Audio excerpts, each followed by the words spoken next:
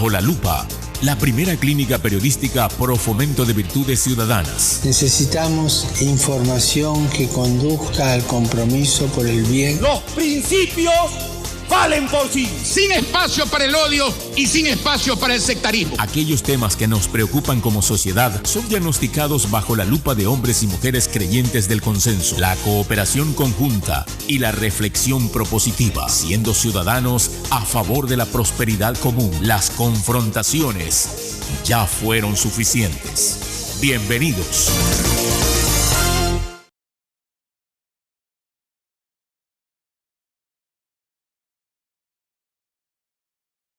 Sentido saludo, querido audiencia de la clínica periodística Ciudadana Bajo la Lupa.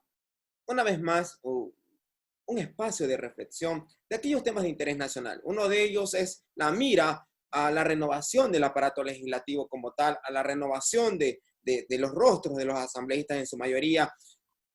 Una dama ecuatoriana, una de sus protagonistas, si así lo deciden ustedes, con la venia de Dios primero.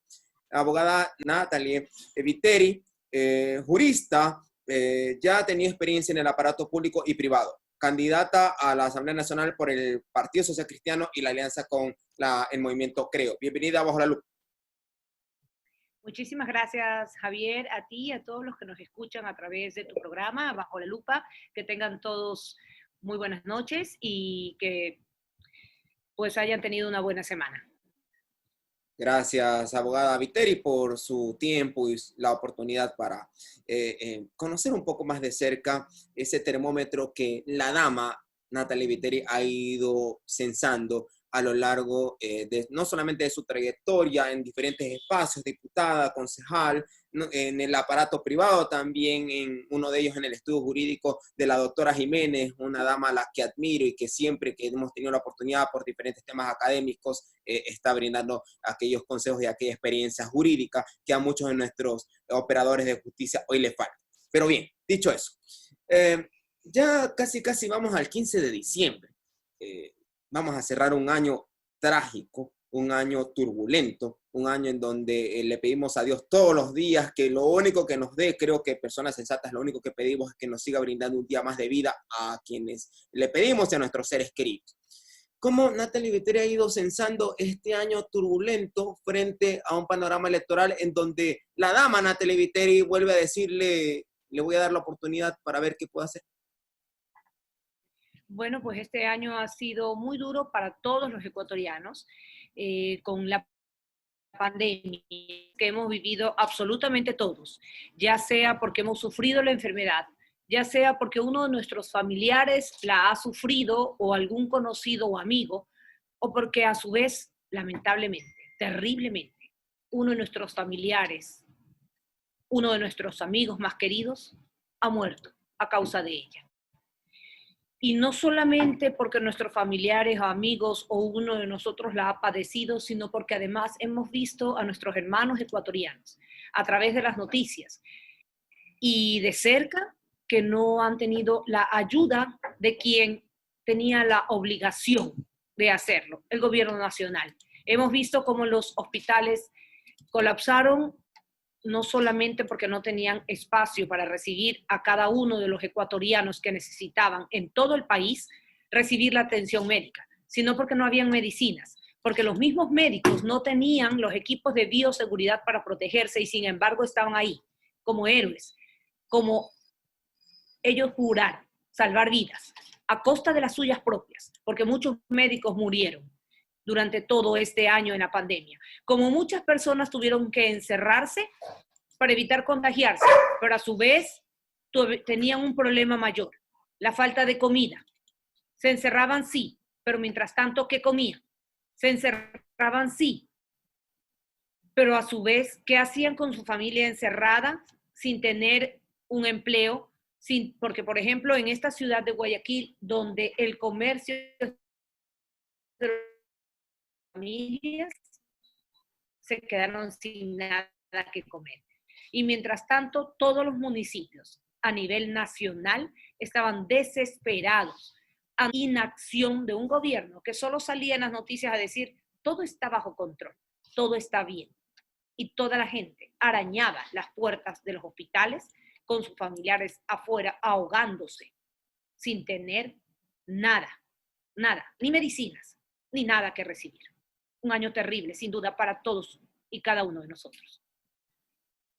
Natalie Viteri ha un poco diagramado toda esta situación que hemos vivido los ecuatorianos de cierta manera directa o indirecta. A todos nos duelen esas bajas humanas irreparables y todo lo que ha ocurrido. Y miramos con esperanza este tema de las vacunas para que a ver si ponemos fin de una vez por todas a esta bendita pandemia.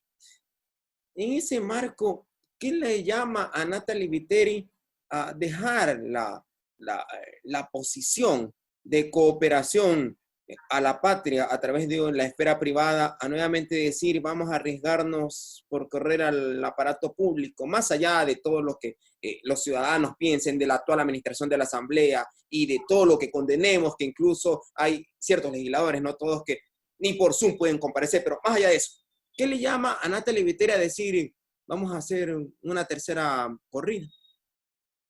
Exactamente lo que acabas de decir. Exactamente lo que acabas de decir. Eso tan terrible que vemos todos los ecuatorianos. Yo soy menos política, soy más ciudadana. Y al igual que tú, y al igual que todos los que nos escuchan, veía con estupor todo lo que sucedía. Y mientras veíamos en las noticias las muertes de cada uno de los ecuatorianos, mientras veíamos a nuestros costados, en nuestras propias casas, los muertos, los enfermos, mientras desde nuestro propio espacio y yo desde el mío propio trataba de ayudar buscando donaciones para otros ecuatorianos. Yo enfermé de COVID y aún enferma, no dejaba de trabajar a través de este mismo aparato, buscando donaciones, enferma como estaba, a través del teléfono, buscando donaciones en todo el país para los guayaquileños, de la forma que sea, para poderlos ayudar, porque Guayaquil fue el epicentro de esta enfermedad. Dije, Dios mío, y mientras tanto se veía que en la asamblea se repartían hospitales, puestos públicos, trataban temas intrascendentes para todos, jugaban con el dolor humano. Uno veía solo eso en las películas y uno decía, es imposible que esto pueda ocurrir en la vida real, porque si algo así ocurriera en la vida real, lo natural es que los humanos se unan, así se conozcan o no, para ayudarse. Pero no, la realidad superó a aquellas películas de ficción. Y vimos que en estas situaciones pueden sacar lo peor de los seres humanos, así también como lo mejor. Porque Guayaquil se cansó de esperar la ayuda del gobierno y decidió, pese a todo lo que le ofrecía, aquí tenemos el dinero del municipio, les decía aquí, tómenlo, digan qué necesitan, pero ayúdennos a salir de esto. No necesitamos nada, les decía, hasta que se cansaron de esperar y salieron a la calle ya, sin ser sus competencias, a casa por casa, atender a cada una de las personas, con médicos, con medicinas, con alimentos, porque si no, Guayaquil, tal vez hubiera pasado la peor de las tragedias, la peor, mucho peor de la que pasó. Tal vez ni siquiera estuviéramos conversando en este momento, tú y yo, y muchos de los guayaquileños, muchísimos más de los guayaquileños que se perdieron. Mira lo horrible que es que muchos guayaquileños aún no encuentran a sus familiares fallecidos porque ni siquiera tuvieron la prevención de ponerlo, aunque sea una etiqueta en el dedo del pie del fallecido, para que luego de eso puedan ser retirados. Ni siquiera eso, hasta ahora no pueden reconocerlos o recogerlos. Pero Guayaquil se levantó sola, como somos los guayaquileños.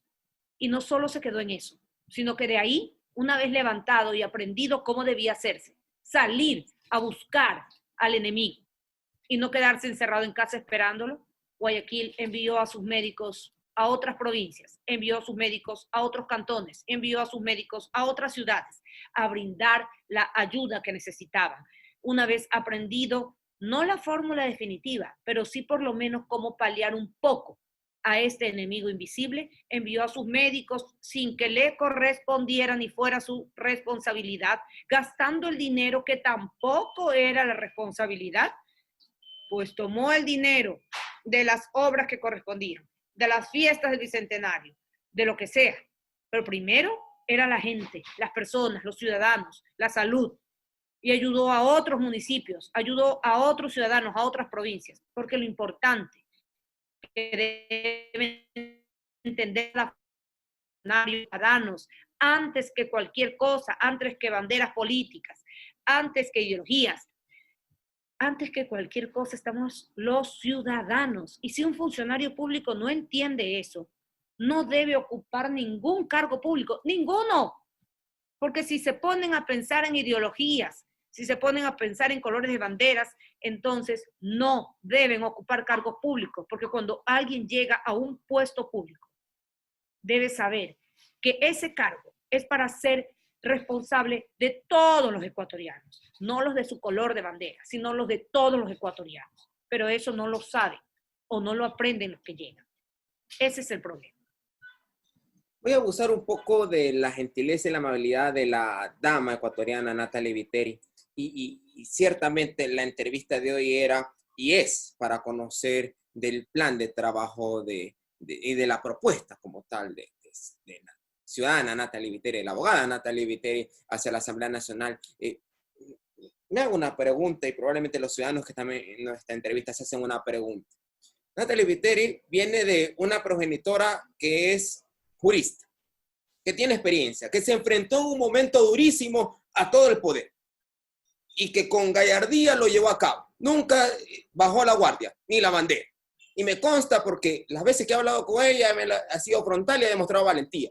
Y entre paréntesis, en parte yo he aprendido algo de esa valentía. De una hermana jurista también, que lidera un espacio estatal local. ¿Qué le llevó a Natalie Viteri a buscar la asamblea cuando también tiene igual o más capacidad para poder hacerlo a través de un ministerio o a través de un espacio gubernamental, si es que la ciudadanía le da ese voto de confianza a la alianza PSC-CRE? Entiendo yo que en los espacios partidistas, la persona cuando le buscan, bueno, dice, estoy aquí abierta para cooperar con la patria desde donde más sea necesario. Pero ¿qué le llevó probablemente, y entiendo un poco por la experiencia que usted tiene anteriormente como diputada en ese momento Congreso Nacional, ahora Asamblea?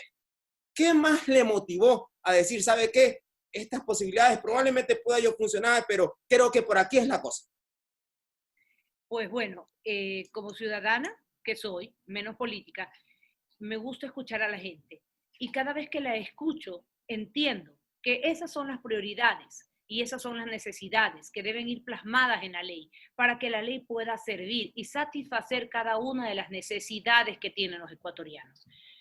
Solamente así la ley sirve a todos los ecuatorianos. No es lo que a una persona que llega a la Asamblea Nacional se le ocurra que debe ir en la ley. No, eso no es lo que necesitan los ciudadanos ecuatorianos. Es lo que una persona, el que aspira a ese cargo, escuche de cada ciudadano, porque es cada ciudadano el verdadero legislador. Es cada ciudadano el que sabe lo que necesita. Y si tú tomas todo eso, que son las verdaderas propuestas, y lo plasmas en la ley, entonces puedes satisfacer sus necesidades, puedes saber que necesita el empleo. Sí, ¿de qué forma? Puedes saber que necesitan la salud, sí, ¿de qué forma? Porque cómo los ha afectado, cómo la salud no les ha llegado, cómo la educación no les ha llegado pese a que esté en la ley de la forma que está. Ellos no la han recibido. ¿Por qué? Porque no tienen las suficientes repetidoras en esta pandemia en el Ecuador entero, porque no tienen el internet que necesitan sus hijos y pese a que ahora reciben la educación a través de este mecanismo por el que estamos conversando tú y yo, pues ellos no tienen repetidoras en las provincias del resto del país, no tienen internet y los niños tienen que subirse a un árbol a ver si es que con los pocos megas que tengan sus padres les alcanza en un solo teléfono para 3 o 4 niños en una misma casa y entonces uno de ellos es el que puede recibir clases, el resto no. Y esto si es que tienen ese teléfono y esto si es que alcanzan a recibir una rayita de internet y pueden conectarse en el momento correcto. ¿Cómo recibir medicina? Si te dicen que los turnos en el IES se los dan para 2 o 3 o 4 meses o como vemos a veces hasta que parecen memes, tiene su turno para después de 4 años. Entonces tú escuchas todo eso y te das cuenta que la ley, por más que esté plasmada de la forma que está, no le sirve a la ciudadanía. Y solo escuchándolo de cada uno de ellos te das cuenta que debes ir ahí y debes hacer de la ley un servicio real a cada ciudadano. Clarísimo, de otra forma no podría. El rol de asambleísta es para legislar y fiscalizar, y si no es asambleísta no podría modificar la norma, no podría emitir nueva norma. Ya son 200 años de independencia de esta libérrima ciudad que siempre sale adelante.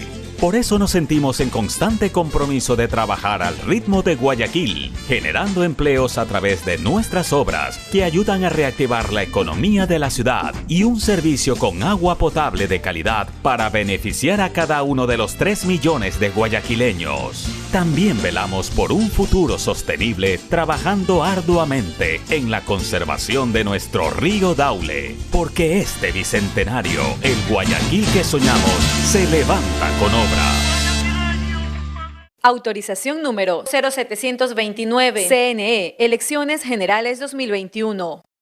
Bien, plan de trabajo en concreto. Por favor, Natalie Vité. Mira, hay la propuesta de las 6, que son 6 propuestas generales. Te voy a nombrar 3 rápidamente, que son 40.000 puntos de internet, que es lo que estábamos conversando, 10.000 por año, con 90 minutos diarios, no acumulables, pero sin límite de usuario.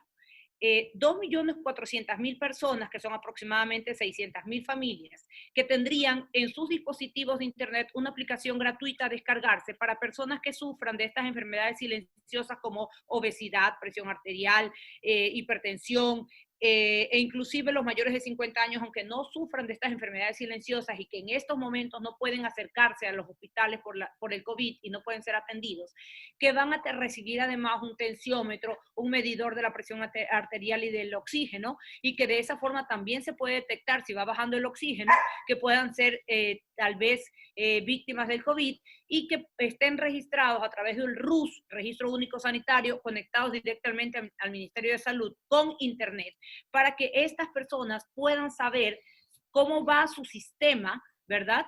Y que no tengan una muerte silenciosa por estas enfermedades graves. Además, un tercer punto, 400.000 computadoras, 100.000 por año para los hogares más pobres, siempre y cuando estas personas no tengan otra computadora en casa, con Internet incorporado, que tengan, se llama teleprosperidad, para que tengan telemedicina, teletrabajo, teleeducación, teleinglés. Y estas personas que aunque quieran regresar a su trabajo, no pueden hacerlo porque tienen enfermedades preexistentes, que por la pandemia que tenemos, no pueden hacerlo porque correrían grave riesgo. Pueden trabajar desde su hogar porque van a tener el Internet incorporado. Estas 3 propuestas que te acabo de hacer, solo estas 3 propuestas, cuestan dentro del presupuesto general del Estado, que es de 30.000 millones al año, 150 millones de dólares. ¿Sabes cuánto cuesta pagarle los sueldos a los funcionarios públicos? Un solo mes, 900 millones de dólares. Y estas 3 propuestas que sirven a los 17 millones de ecuatorianos solo cuesta 150 millones de dólares. Si los ecuatorianos, los 17 millones de ecuatorianos, no se merecen 150 millones de su propio dinero, entonces, ¿a qué van cada uno de los funcionarios que pretendan estar en un puesto público? ¿A qué van? Llámense asambleístas, llámense presidente, llámense ministros o llámense como se llamen. Si no saben distinguir las prioridades de los ecuatorianos y no creen que merezcan 150 millones para las principales necesidades que tienen y que cuestan solo 150 millones y que en un mes en sueldos de funcionarios públicos se gastan 900 millones de un presupuesto general del Estado de 30.000 millones, entonces no tienen idea de lo que es servir a cada uno de los ciudadanos. Eso por un lado. Por otro lado, ¿qué pasa con las víctimas de las mujeres que mueren a manos de sus esposos, de sus excónyuges, de sus parejas o hasta de los mismos familiares? Estas mujeres que mueren víctimas de la violencia, sus hijos quedan en orfandad y muchas veces son testigos de cada uno de esos crueles asesinatos de esas mujeres. Para ellos tiene que haber, por parte del Estado, así como hay una ley para las personas con discapacidad, tiene que haber una ley de becas para que esos niños no terminen en la nada y sean víctimas, ya sea de las drogas o sean repetidores de la misma violencia, o las niñas busquen en su futuro, inconscientemente, no porque así lo quieran, conductas repetitivas. Entonces el Estado tiene que darles un carnet y hacerse cargo de esos, ya que no pudieron defender a sus madres de esta violencia intrafamiliar. Tienen que darles un carnet que los identifique para que le den la educación a través de una beca primaria, secundaria y por lo menos una carrera técnica, para que estos niños sean ciudadanos que sirvan al país y no sean unos niños que se pierdan en el olvido, con una ayuda psicológica después de esa violencia que vivieron. Estos niños tienen que ser rescatados, son responsabilidad absoluta del Estado, así como hay la ley para personas con discapacidad, tiene que haber una ley para los niños huérfanos, de las mujeres violentadas que mueren a manos de sus cónyuges, exparejas, excónyuges o hasta miembros de sus familias. Y la ley anticorrupción también, penas que tienen que ser más duras, no pueden ser juzgados una persona que comete delitos de corrupción, comete 5 delitos y solamente cumple la pena por uno de ellos, el que sea la sanción más fuerte. No, si comete 5 delitos y son 5 penas las que son con sentencia en firme, pues esas penas deben ser acumulativas. No puede ser que yo como funcionario público sepa que no importa que cometa 10 delitos de corrupción, si total, me van a juzgar solo por uno y voy a cumplir la pena solo por uno. Y es más, después de eso me comporto bien y entonces tengo rebaja de pena a la mitad. Y después de eso, cuando cumpla la mitad de esa pena, puedo pedir la sustitutiva y la cumplo desde afuera. No, tienen que haber penas acumulativas, sin rebajas, sin sustitutivas, y además cumplirlas en la cárcel común como el resto de los PPL que están, ¿verdad? No en cárceles especiales, porque no han cometido un delito contra una persona, sino contra 17 millones de ecuatorianos. Los que están en este momento en la cárcel por delitos de corrupción tendrían que haber pagado ya 33.3 millones de dólares según el tribunal. ¿Han pagado un centavo? Ni uno solo. Y ya deberían haber devuelto 33.3 millones. Según la Procuraduría, en esos casos han perjudicado al Estado con 89 millones de dólares. Sabemos que no es así, sabemos que es muchísimo más. Pero eso es lo que la Procuraduría ha detectado hasta ahora en algunos de los casos. ¿Y qué ha pasado? Nada, nada, ahí están. Cometen 10 casos de corrupción, los sancionan, cumplen una sola pena, la de mayor, piden rebaja, luego sustitutiva y ya van a salir, uno de esos va a salir en 10 meses. Loable ese plan, loable esa intención, loable ver que una ciudadana ecuatoriana la tiene clarísima, que sabe lo que hay que hacer, fruto, entre otras cosas, de su experiencia y de lo que ha vivido y también lo que escucha de aquellos líderes que también ya tienen recorrido. La pregunta es, y le hago ahora como jurista, no se la hago como candidata a la asamblea, ¿qué hacer mientras tanto? ¿Qué hacer en el interín? Tenemos una ley de extinción de dominio que está allí, que todavía no es ley porque no pasa a la publicación del registro oficial, pero hay voces, y entre ellas yo también me uno, de juristas, de maestros en posgrado de Derecho, que señalan que por qué esperar una ley de extinción de dominio, si ya las últimas reformas al COIT permiten establecer a partir del juzgador medidas reales frente a aquellas personas que han cometido algún acto desviado moralmente. La pregunta que creo que está en la retina del pueblo ecuatoriano, y se la hago a la jurista Natalie Viteri, ¿qué hacer en el interín, por un lado? Y por otro lado, ¿cómo garantizar que si la policía, nuestra policía, hace todo el trabajo que tiene que hacer, se arriesga, da la vida, igual con COVID, con sin COVID, busca establecer el orden? Pero resulta que el aparato judicial como que queda debiendo en algunos ratos, y como que en otros ratos como que nos decepciona. No todo, desde luego. Hay jueces, sin duda alguna, honestos. Hay jueces que hay que sacarse el sombrero. Pero hay otros operadores que no nos responden tan así socialmente deseable. Jurista Natalie Viteri.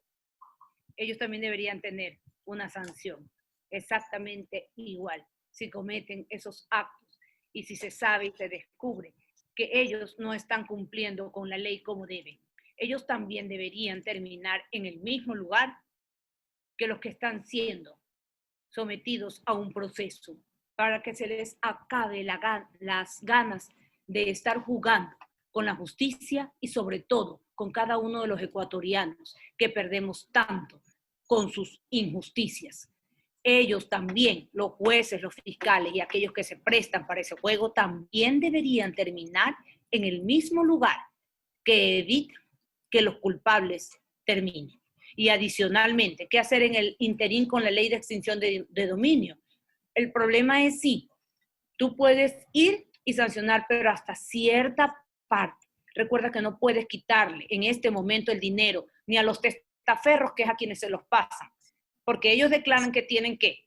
Un carrito, una casita, y sabemos que no es verdad, porque sabemos que el estilo de vida que se daban y que tienen no es el de un carrito y una casita.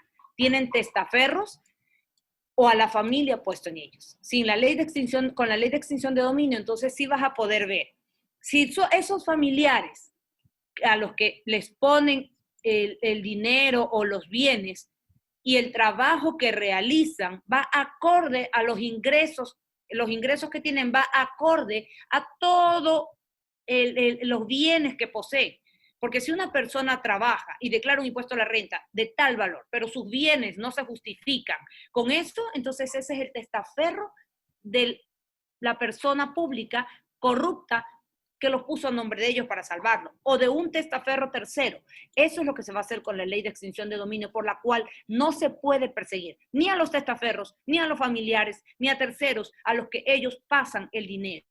Eso es lo que se busca, y ya lo dijo también la fiscal general. El problema no solamente es conseguir la ley de extinción de dominio, sino también el presupuesto para la fiscalía, para que pueda tener los suficientes fiscales que se encarguen de eso, porque también es un problema. La fiscalía maneja todos los casos, y estos en particulares, que son tan difíciles, porque no es tan fácil llegar al funcionario público corrupto. Al principal me refiero. Siempre están los de abajo, los más fáciles de atrapar. Pero el principal, el pez gordo, ese sale antes, ese se va antes, ese desaparece antes. Ese es el que queda tapado, ¿verdad? Y los que pagan son los de más abajo. Pero los grandes, los que se llevaron el dinero completo, con los que podríamos pagar, sí, todas las cosas, esos están desaparecidos. Por eso la fiscalía necesita el presupuesto correspondiente para que haya un grupo de fiscales especializados además, capacitados además en este tipo de delitos, para que puedan llegar exactamente a donde están esos corruptos y poder hacer la ruta del dinero, no encargarse de miles de casos más y entre esos los casos de corrupción, porque eso es algo muy delicado y muy especializado en el que deberían ellos estar absolutamente concentrados para que los ecuatorianos podamos recibir de regreso todo ese dinero robado.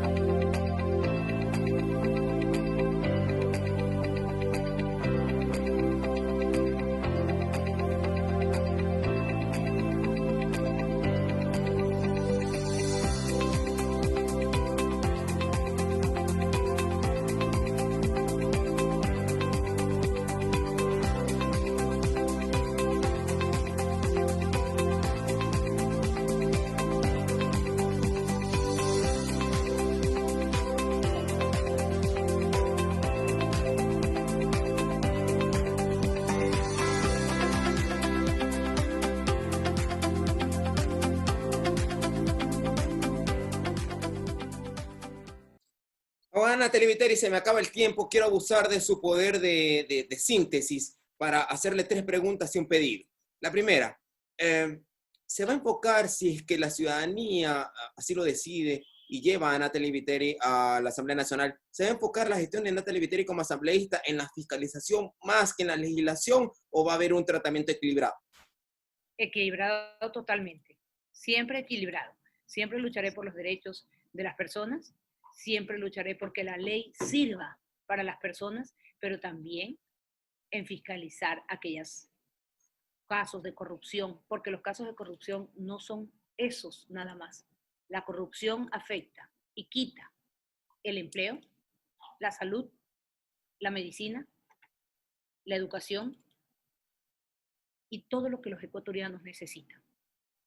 Si tú no curas la corrupción, que es un cáncer, no puedes poner una ley que beneficie a los ciudadanos, porque va de la mano, tienen que ir a la par.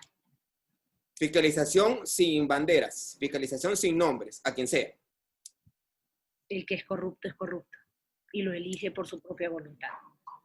Si dentro de la Asamblea Nacional quienes lleguen por voluntad de Dios deciden que Natalie Viteri asuma una presidencia o vicepresidencia de una comisión legislativa o que sea parte del Consejo de Administración Legislativo o que inclusive ocupe la presidencia o alguna de las vicepresidencias de la Asamblea Nacional, Natalie Viteri le diría que sí.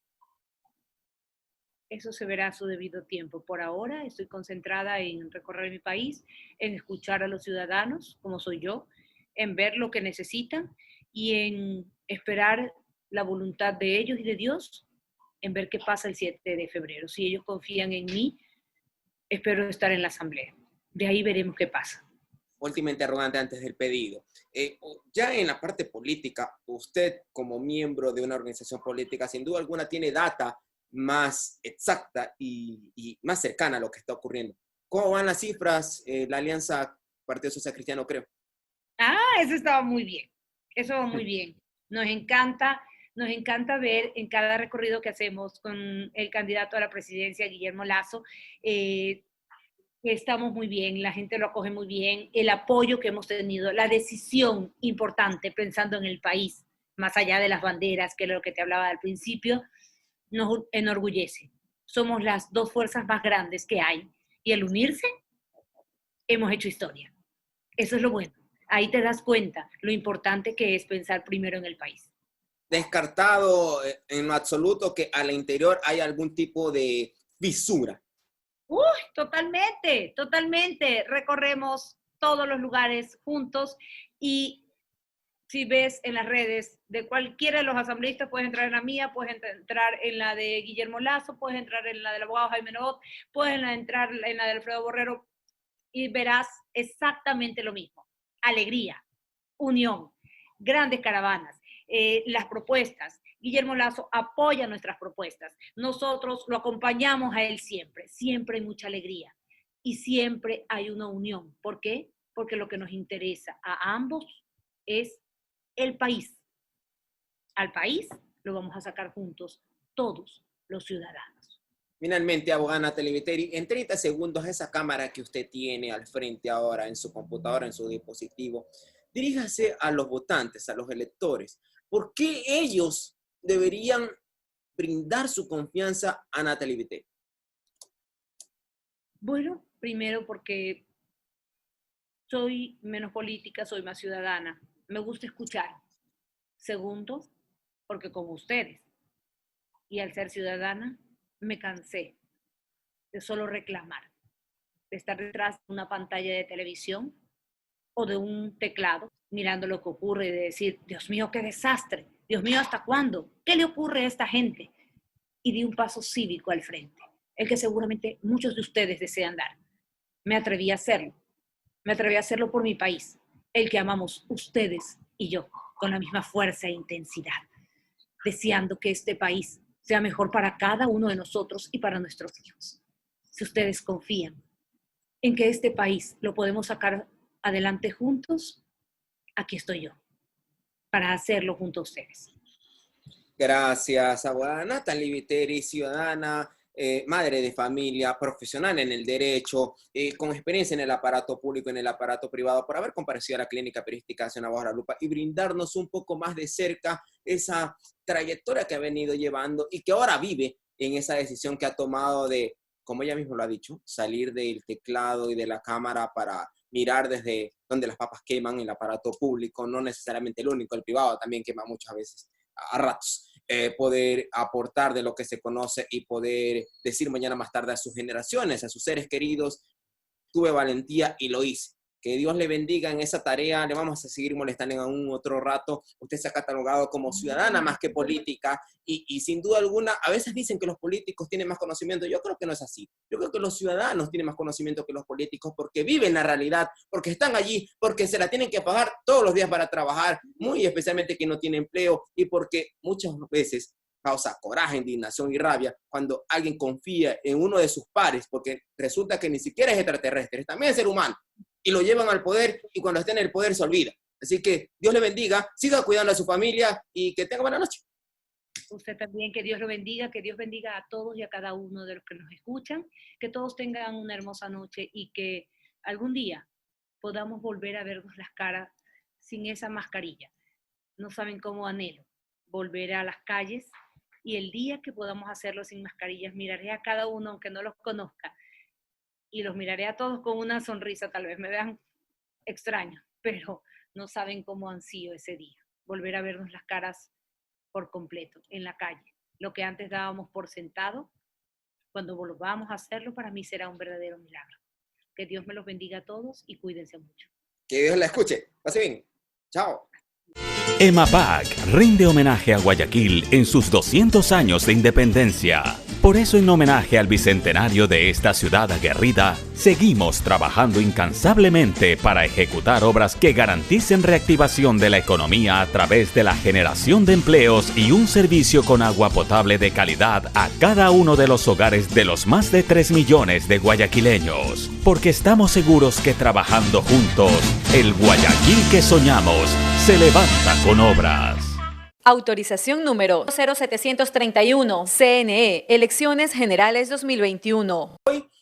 Vamos a diagnosticar un tema de interés nacional, interés local, que es precisamente ese control y esa gestión que hacen los gobiernos autónomos descentralizados municipales en aras de cumplir con la normativa tanto nacional como local. Esto es la prevención del contagio de este bendito virus y la enfermedad que aún parece ser que vemos la luz al final del túnel con la vacuna, pero que todavía no lo podemos erradicar del todo. Doctor Javier Narváez, director del Departamento de Justicia y Vigilancia del municipio de Guayaquil. Bienvenido Bajo la Lupa. Gracias, un placer estar aquí con ustedes y poder informar de todo lo que nosotros hemos realizado durante todo este tiempo en que inició la emergencia por la pandemia hasta el presente día de hoy, ¿no? Gracias, doctor Narváez, por la comparecencia y por su tiempo. Directo al grano. Ya estamos prácticamente cerrando el año 2020. Hemos visto cómo parecería ser que el grueso de la pandemia fue al inicio de manera evidente y fue disminuyendo, bendito Dios, poco a poco, a pesar de que hoy se habla en redes sociales de que pudiera existir contagios, dado que hay dentro de la población habitantes asintomáticos. ¿Cómo desde usted, desde su departamento, ha apoyado a la gestión del municipio de Guayaquil en aras de prevenir esos contagios y también cumplir con las normativas y las ordenanzas que se han dado? Por favor. Bueno, todo esto no es una casualidad, todo esto es producto de las acciones que se han tomado desde la alcaldía de Guayaquil, desde su alcaldesa, junto con el COE, y que precisamente han sido lo que ha determinado que, gracias a Dios, hayamos llegado a donde hemos llegado. Como usted bien decía, lo crítico y lo más difícil fue al inicio, cuando no se sabía cómo tratar este virus y lo que nos mandaban era confinarnos simplemente. Ahí estuvo Justicia y Vigilancia en primera línea porque nos tocó, a partir de que se decretó la emergencia el 16 de marzo, controlar que no se abra ningún tipo de local comercial, que no sea sino aquellos que expenden bebidas, comidas y medicina. Entonces nosotros, desde que empezamos el 16 de marzo hasta cuando cambiamos a la semaforización en el 20 de mayo, tuvimos la clausura de 1,000 locales aproximadamente. Luego de esto, entre otras cosas que ha hecho la Dirección de Justicia y Vigilancia, no solamente en el tema de control, sino también nosotros estuvimos repartiendo kit de alimentos, estuvimos ayudando a personas que perdían a sus seres queridos, trasladándolos a los cementerios, proporcionándoles transporte, cajas, ataúdes, etcétera. Todo eso hizo la Dirección de Justicia y Vigilancia, sacando a personas en la calle en situación de riesgo para llevarla a los hospitales o a los sitios de albergue que tenemos. Luego ya en mayo, cuando cambiamos la semaforización, nos tocó controlar la implementación de las medidas de bioseguridad que implicaban básicamente el uso obligatorio de la mascarilla. Para eso se hizo una ordenanza, los aforos en los centros de expendio de todo tipo, el distanciamiento social, el uso del gel desinfectante, la bandeja de desinfección, esto a partir de mayo. Luego ya, con el transcurso del tiempo, estas medidas fueron un poco flexibilizando para poder reactivar la economía. Entonces ahí pues nos tocó controlar los aforos, sobre todo la prohibición de fiestas, de reuniones sociales y de todo otro tipo de cosas que impliquen concurrencia masiva y que de allí pueda haber el brote contagioso, que es lo que estamos tratando de evitar. Y por último, pues allí, junto con la Policía Nacional y con otros entes municipales, hemos estado en el control de los centros comerciales, básicamente, donde por el tema de noviembre, el Viernes Negro y todo esto, era muy proclive a que haya gran acumulación, gran concentración de personas. Hemos evitado aquello. Estamos controlando también el tema de la calle 6 de Marzo, donde se hace tradicionalmente la venta de monigotes, de que esto se lleve conforme las normas de bioseguridad. Y en sí, Justicia y Vigilancia se ha encargado de todo este tipo de cosas que tengan que ver con el cumplimiento estricto de las normas de bioseguridad. Ahí hemos clausurado centros de eventos masivos, hemos impedido que a las canchas sintéticas ingresen a público, ingresen gente que no tenga nada que ver con realizar una práctica deportiva. Hemos multado a viviendas, propietarios de viviendas que han hecho fiestas y han derivado en quejas de los vecinos, ruidos. Para eso hemos desplegado funcionarios de 24/7 que están en este control, sin descuidar las otras cosas que como Dirección de Justicia y Vigilancia estamos obligados a cumplir. Guayaquil, a diferencia de otras ciudades, es la primera en avanzar en el tratamiento de aguas residuales, con la construcción del Sistema Integral de Tratamiento de Aguas Residuales, que incluye la construcción de 4 macroplantas. En la perimetral, Pantano Seco, funcionando al 100%. En el sur, Planta Las Esclusas, con un avance del 60%, estará operativa el próximo año. Milote, al noroeste de la ciudad de Guayaquil, con un avance del 73.25%, operativa en el 2021. Los Merinos, en el norte, en proceso de contratación, prevista a iniciar en el primer trimestre del 2021. Con una inversión de $457 millones, estas macroplantas de aguas residuales optimizarán el tratamiento para el procesamiento de las aguas, favoreciendo al medio ambiente. Así beneficiaremos a 3.010.000 habitantes con un Guayaquil con bienestar creciente, socialmente inclusivo y ecológicamente sostenible. EMAPAC y la Alcaldía de Guayaquil, haciendo realidad nuestros sueños. Autorización número 0730, CNE, Elecciones Generales 2021. Clarísimo lo que el director del Departamento de Justicia y Vigilancia ha expuesto de manera sucinta, ciertamente, lo que ha sido su accionar y el apoyo a la Alcaldía de Guayaquil, a la labor que está haciendo la alcaldesa Cynthia Viteri, la doctora Cynthia Viteri. Y de paso decirle que nos consta a nosotros el trabajo, haciendo un paréntesis en esta entrevista, nos consta el trabajo que ha hecho a la cabeza el doctor Javier Narváez. Aquí me pasan un mensaje en nuestras redes sociales de Bajo la Lupa respecto a que ustedes no se han detenido. Uno de esos ejemplos es esa denuncia que le hicieron varios moradores de los condominios de estos que están cerca de las distribuidoras farmacéuticas respecto a una molestia que tenían con un sistema de alarma de una de las distribuidoras. Ustedes, más allá de que fuera pandemia, más allá incluso de arriesgar su vida cumpliendo con su trabajo, los atendieron de manera inmediata, de lo que me dicen aquí, y de paso le agradecen a través de esta tribuna. Sabían que usted iba a comparecer el día de hoy por ese trabajo. Cierro ese paréntesis, doctor Javier Narváez.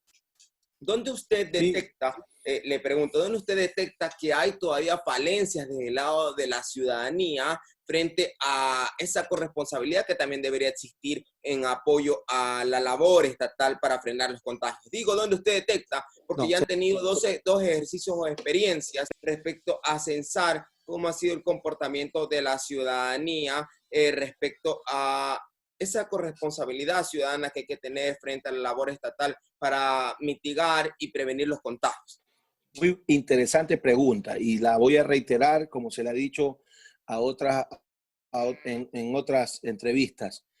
Si tomamos en consideración lo grande que es la ciudad, el número de inmuebles que hay en la ciudad, realmente lo que hemos sancionado es mínimo. Son cifras muy bajas y es muy poca. Y eso obedece a que la ciudadanía ha colaborado en esto. Porque si bien es cierto, hemos clausurado negocios, por ejemplo, una licorera que extiende los horarios o permite el consumo en la vía pública, o una tienda que vende alcohol, o un restaurante que vende comida y excede en alcohol, realmente es mínimo y yo lo entiendo que es la necesidad que tienen estas personas reactivarse económicamente por todo lo que han dejado de hacer. Pero reitero, todas estas acciones son mínimas en consideración de la gran ciudad y eso implica que la ciudadanía está colaborando y eso es positivo. El problema no está en lo formal, el problema está en la informalidad, en la calle, en las personas que realizan, por ejemplo, juegos de vóley, juegos de indoor en la calle, personas que salen sin mascarilla a su trabajo en ciertos puntos que ya hemos citado, como la Bahía, como el Pedregal, como la entrada a la 8. Ahí vemos todavía, es una poca parte, pero todavía lo sigue haciendo. Pero yo creo que en general, en términos generales, la ciudadanía ha colaborado, está consciente que también quiere salir de esto lo más pronto posible. Gracias a Dios ya se ha anunciado la vacuna con éxitos, pero eso no significa que no tengamos que seguir en la misma línea de cuidado y a nosotros que nos compete el control, por muy mínimo que sea esto, hay que seguir, no bajar la guardia y siempre vamos a tener que esperar la corresponsabilidad de la ciudadanía, porque esto no es solamente de las autoridades. Nosotros hemos hecho y vamos a seguir haciendo lo que debemos y lo que podemos hacer. Pero si no tenemos en la ciudadanía esa corresponsabilidad, será infructuoso, lamentablemente.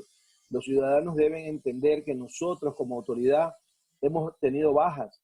Nosotros en el municipio hemos perdido aproximadamente unas 70 compañeros que han fallecido. No, yo perdí a mis padres, muchos han perdido hermanos, otros han perdido familiares, vecinos, amigos. O sea, todos hemos tenido un ser querido y también a cuenta de nuestro propio riesgo. Nosotros también arriesgamos nuestras vidas cuando vamos a sitios como la Bahía, por ejemplo, a evitar la acumulación, la concentración de gente. Cuando vamos a un centro comercial a controlar, también podemos estar propenso al contagio. Entonces, y probablemente a lo mejor los jóvenes no tengan esos efectos tan nocivos y tan drásticos, pero en cambio se lo trasladamos a adultos mayores que viven con nosotros y puede ser fatal. Mi solidaridad con las familias de quienes han tenido bajas humanas, y todos anhelamos que descansen en paz y que Dios sea ese consuelo que merece nuestro corazón.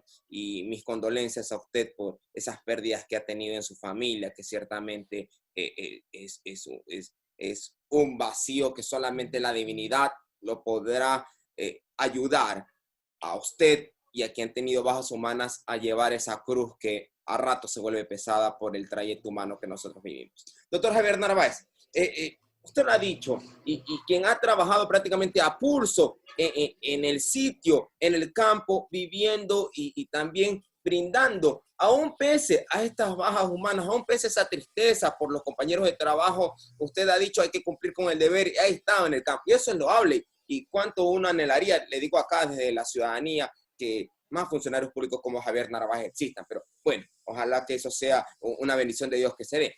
Entramos ya en el tema de lo que usted ha dicho. Mirar esos comportamientos que a veces nos sorprenden y que incluso uno dice, ¿por qué se dan? Tema la Bahía. Ustedes han estado trabajando muy de cerca allí, haciendo controles, atendiendo a la ciudadanía que sí cumple y que se asombra frente a quien no cumple. Hay estudios científicos que incluso señalan que quien no usa mascarilla se lo puede tildar de anormal. Esos son estudios científicos, la ciencia lo ha dicho. Pero bueno, un concejal inclusive en este tema dijo que mayormente los temas de la Bahía se dieron porque existían extranjeros venezolanos. Eso fue lo que dijo un concejal de Guayaquil. ¿Cómo lo ve usted? Bueno, primero, antes de contestar esto, retomo un poco lo anterior, ¿no? En el hecho del tema de las pérdidas humanas que todos hemos sentido, no solamente a nivel de hogar, sino también de un vecino, de un amigo, de un conocido, de un compañero. Y lo digo para que la ciudadanía no nos vea como que nosotros, esto nos gusta hacer, la vida nos puso aquí para hacerlo y tenemos que hacerlo y hacerlo bien, y que sepan que nosotros estamos también arriesgándonos y lo entienda así la ciudadanía y colabore con nosotros, no sea rebelde, no nos vea, no se resista a lo que nosotros hacemos, sino que lo entienda y colabore, básicamente eso. Lo segundo, sí, mire, en situaciones normales, la Bahía, en el mes de diciembre, el sector de la Bahía, que comprende no solamente la parte de donde están los modos de la Bahía, sino que podríamos encerrarlo en un polígono desde la calle Colón a la calle Capitán Nájera, de Eloy Alfaro, Malecón, hacia la calle Noguchi, que es más o menos donde converge todo esto. Le decía yo que en situaciones normales, en el mes de diciembre, eso revienta. La misma acción del ciudadano que va a comprar y que vive en todos los rincones de la ciudad, va a la Bahía porque encuentra en la Bahía la variedad, el buen precio, y por eso ha hecho de ese sitio un lugar fijo de concurrencia alta. Pero estamos ahora en situaciones difíciles donde lo primero que debe tomarse en cuenta es la supervivencia, de que lo más grave que puede haber en esta pandemia es precisamente las concentraciones masivas. Eso es donde está ahí el virus con una gran y alta carga viral que complica cualquier cosa. Por eso es que no se permite ir, por ejemplo, a visitar enfermos a los hospitales, no se permite el funcionamiento de bares, sitios cerrados, porque está ya considerado por los que saben esto, no nosotros, nosotros no somos expertos en esto, de que esto no puede ser. Y por eso es que todo lo que es masivo, donde no hay distanciamiento, donde no se respetan aforos, es altamente peligroso al contagio. Entonces, ¿qué pasó con la Bahía? Nosotros ya empezamos a ver lo que se venía y empezamos por la clausura de bodegas, que es la parte que a mí me corresponde, porque el control básicamente lo ejerce la Policía Metropolitana en lo que respecta a los vendedores informales. Entonces, ¿por qué se clausuraron estas 160 bodegas aproximadamente? Porque muchas de estas eran inicialmente viviendas u oficinas, pero con el tiempo cerraron y se convirtieron en bodegas. Bodegas que inicialmente servían para abastecer a sus propios locales de la planta baja, algunos, pero luego vino la viveza criolla y lo que hicieron fue pisos de bodegas, alquilarlos para que de ahí el comerciante saque todos los días la mercadería y vaya hacia la vía pública a trabajar. Entonces, eso lo detectamos y eso precisamente es lo que cortamos. Clausuramos, como le decía, aproximadamente 160. Hemos corregido algunos 5 o 6 casos de eso, donde hemos verificado que en efecto sí son bodegajes de gente seria. Aquí se le puede ocurrir, por ejemplo, que el Barata tenga alojada mercadería para sacarlo a venta a la vía pública. El Barata es un almacén grande, o Super Éxito, o Dipaso, etc. Entonces, empezamos por ahí, como le decía, y luego ya pues el control en la vía pública. Vino el episodio bochornoso de la agresión a un ecuatoriano de parte de unos extranjeros venezolanos que le causó incluso la mutilación de un órgano. eso tampoco podíamos permitirlo, un tema de territorio para la venta. Entonces, ahí es donde tomamos la decisión de, no obstante la necesidad que tengan estas personas de poder vender en este mes, de que esto no podía seguir ocurriendo allí. Pero no obstante de esto, le buscamos una alternativa y encontramos un sitio, y no cualquier sitio, no lo hemos mandado a un rincón, a un cuchitril. Hemos hablado con un empresario serio, importante y bondadoso en la ciudad que nos ha ofrecido un espacio muy grande que la gente debe saber dónde queda. Es una explanada enorme que queda.